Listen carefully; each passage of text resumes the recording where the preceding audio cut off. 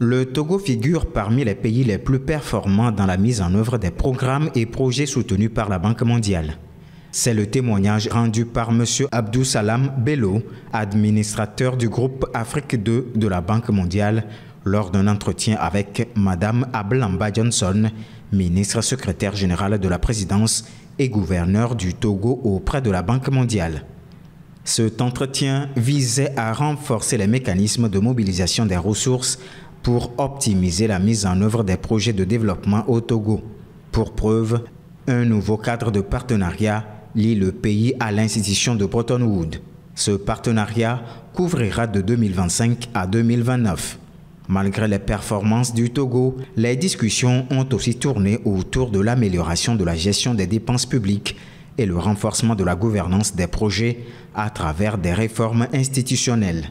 La Banque mondiale souhaite que le Togo introduise désormais le contrat de performance pour les gestionnaires des projets. Le contrat de performance a pour objectif d'accroître l'efficacité et la transparence dans la mise en œuvre des initiatives de développement. Ces dernières années, le Togo s'est beaucoup illustré dans la défense de la paix, de la sécurité alimentaire et de la fragilité, a remarqué la Banque mondiale.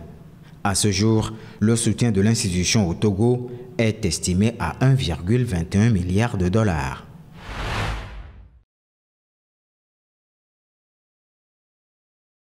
Selon un rapport de l'UNICEF en 2023, le taux de mortalité maternelle est élevé au Togo avec 399 décès de mères pour 100 000 naissances vivantes. Concernant la mortalité infantile, le pays enregistre un taux de 43 décès pour 1000 enfants nés vivants et le taux de mortalité néonatale qui concerne les nourrissons morts avant d'avoir atteint l'âge de 28 jours est de 24 décès pour 1000 enfants nés vivants. Eu égard à ces statistiques, il est clair que la femme togolaise enceinte a le droit de bénéficier d'un bon suivi de sa grossesse, d'un accouchement sécurisé et de soins post-natal, aussi bien pour elle-même que pour son enfant. Face à la situation, il est important que les pouvoirs publics désengorgent les structures existantes et garantissent un accès plus équitable aux soins, surtout dans les zones rurales.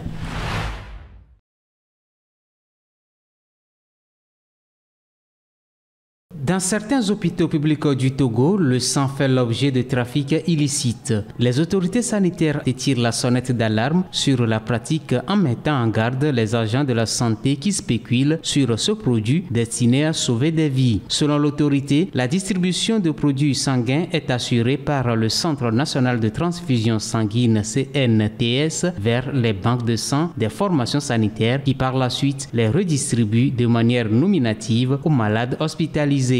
Malheureusement, ces produits sont trafiqués illicitement par des agents véreux. Désormais, les éventuels agents qui s'adonnent à la pratique feront face à de lourdes sanctions. Rappelons que cette mise en garde des autorités fait suite à l'interpellation de l'ONG l'OPS Afrique du ministre de la Santé. En effet, selon l'Observatoire pour la promotion de la santé en Afrique OPS Afrique, un centre de santé à Dacha fait payer des poches de sang à 15 000 francs CFA l'unité aux patients au lieu de 3 500 francs CFA la poche pédiatrique, ce qui constitue un montant 3 fois supérieur au prix officiel. Dans la mise en garde du ministre, il a tenu à rappeler les prix officiels des poches de sang. Ainsi, une poche de concentré de globules rouges adultes est vendue à 6 000 francs CFA, celle enfant à 3 500 francs CFA.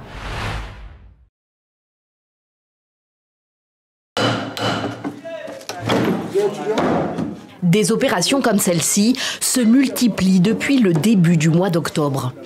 Cette chambre étudiante, comme beaucoup d'autres, est occupée illégalement. Des agents du CROU, l'organisme officiellement chargé de les attribuer, la vide des biens de ses occupants. On va enlever le matelas, faire le constat d'usage. À l'université de Cocody, Abidjan, c'est la FESI qui a depuis longtemps remplacé le CROU.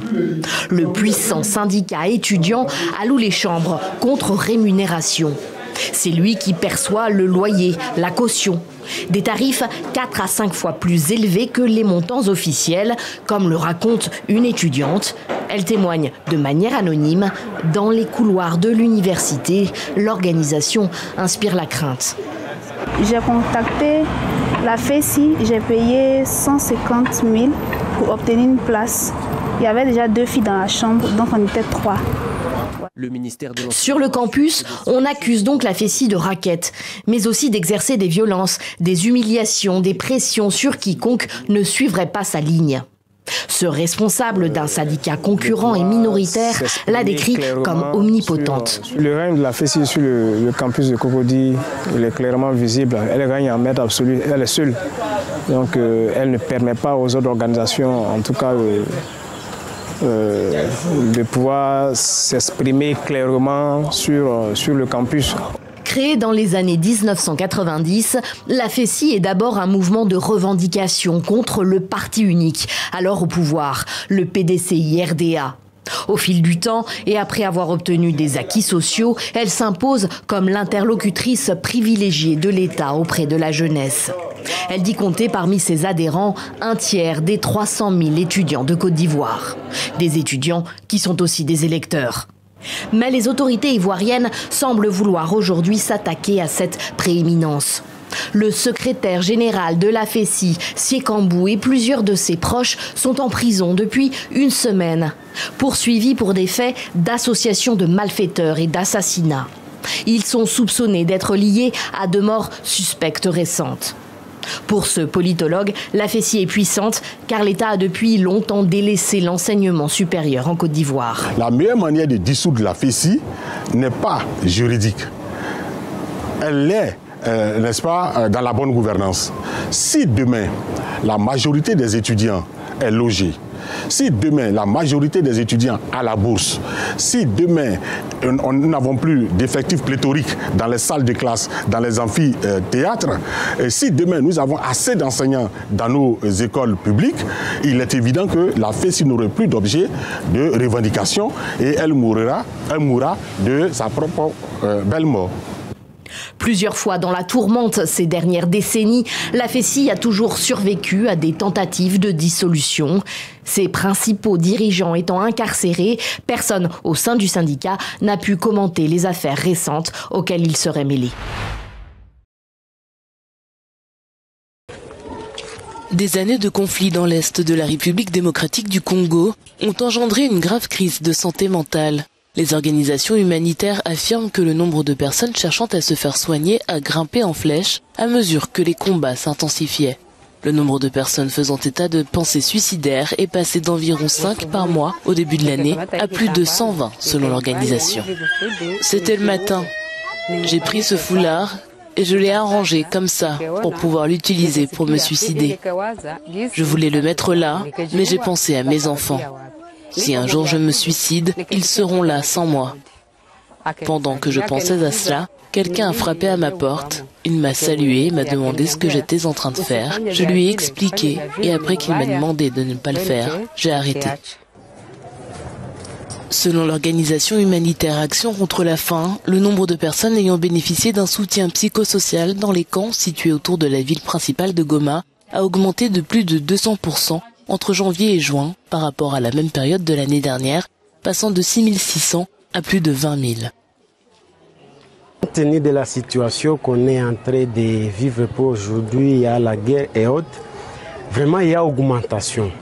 Parce que d'ici et là, il y a la guerre, il y a aussi d'autres problèmes. Vraiment, le nombre augmente du jour au jour parce qu'il y a beaucoup de difficultés que la communauté traverse. La violence s'est intensifiée avec la réapparition du groupe rebelle M23 soutenu par le Rwanda. Les combats ont déplacé des millions de personnes et plus de 600 000 d'entre elles sont hébergées dans des camps près de Goma.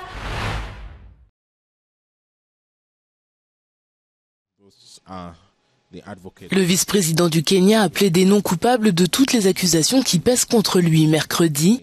Qualifiant ses chefs d'accusation de politiquement motivés, Rigathi Gachagua pourrait être le premier vice-président kényan en exercice à être destitué. L'affaire met en lumière les frictions entre lui et le président William Ruto, que ce dernier s'était juré d'éviter après les troubles qu'il a connus en tant qu'adjoint du précédent président du Kenya, Uhuru Kenyatta.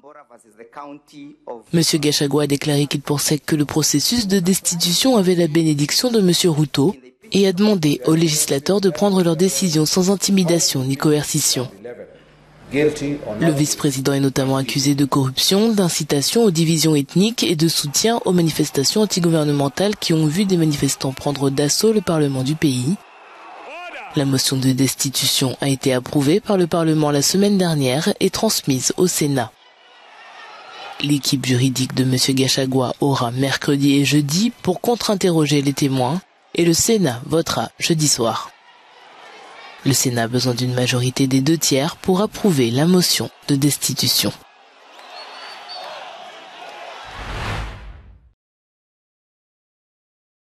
A priori, Ariel Antougimana a eu de la chance. Touchée par l'épidémie de Mpox, elle a pu être soignée et a quitté l'hôpital le mois dernier.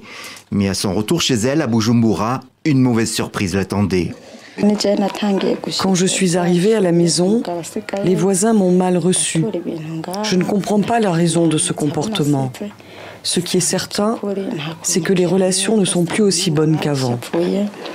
Depuis, aucune voisine ne lui a rendu visite. Et son mari, conducteur de mototaxi, a subi le même traitement quand il est enfin rentré après 4 semaines d'hôpital. Le couple qui a 2 enfants se voit maintenant menacé d'expulsion par la propriétaire du logement. Celle-ci ne veut même plus prendre l'argent du loyer. Cette situation a lieu de partout. Même mes collègues et amis chauffeurs me fuient. Quand je suis apparu l'autre fois, ils sont partis en courant sans me saluer. Apparemment, même soigné, le Mpox fait encore peur et les malades sont discriminés à cause des cicatrices qu'ils gardent sur la peau. Je ne sais pas si vous avez vu des images d'un malade du Mpox, ça peut être effrayant. Effrayant car même après le traitement, vous avez des complications de long terme avec les cicatrices. Et il y a aussi le mode de transmission. Ce n'est pas dans tous les cas, mais il y a une connotation sexuelle dans la transmission et parler de sexe en Afrique, c'est toujours difficile. Les soignants redoutent maintenant que certains malades cherchent à cacher leur état et évitent d'aller à l'hôpital, alors que les traitements et la vaccination dessinent une issue pour sortir de l'épidémie. Le Burundi a enregistré plus de 560 cas depuis le mois de juillet, mais aucun décès. C'est le 2e pays le plus touché en Afrique, après la République démocratique du Congo.